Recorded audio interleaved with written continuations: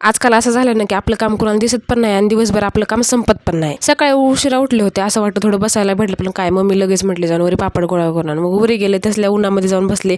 सगळे पापड वगैरे आम्ही गोळा केले, सगळं सामान वगैरे जे गोळा करायचं होतं ते आधी गोळा केलं, कारण वरी सगळं सामान सगळं ह्याच्यामध्ये आम्ही पापड बसले होते. थोडे पापड राहिले होते, मग हे नवीनवाला बकेट होतं ते काढलं स्टोर रूम मधून. आणि एवढी जास्त गरमी होती, कोणाची तरी आईस्क्रीम फ्रीजमध्ये ठेवलेली होती. मी आईस्क्रीम घेतली आणि खाऊन टाकली. बघा, चोरून आईस्क्रीम खाण्याची मजाच वेगळी असते. नंतर ते बटर बघा हे कसं मेल्ट झालं होतं. तर माणसं मेल्ट आहे तेवढ्या गरमीमध्ये, तर बटर का नाही मेल्ट होणार. नंतर मम्मीने पायनॅपलचा ज्यूस दिला मला पिण्यासाठी, आणखीन एक गिलास दिला.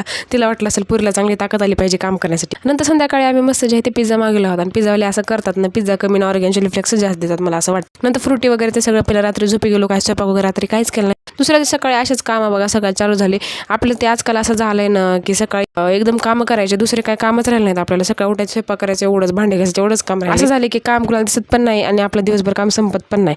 तुम्हाला हे खरं वाटतं का नाही सांगा बरं कॉमेंटमध्ये मला लगेच. आणि चॅनलला पटकन सबस्क्राईब करून ठेवा जर सबस्क्राईब केलं नसेल तर. चला भेटू उद्या, तोपर्यंत बाय बाय.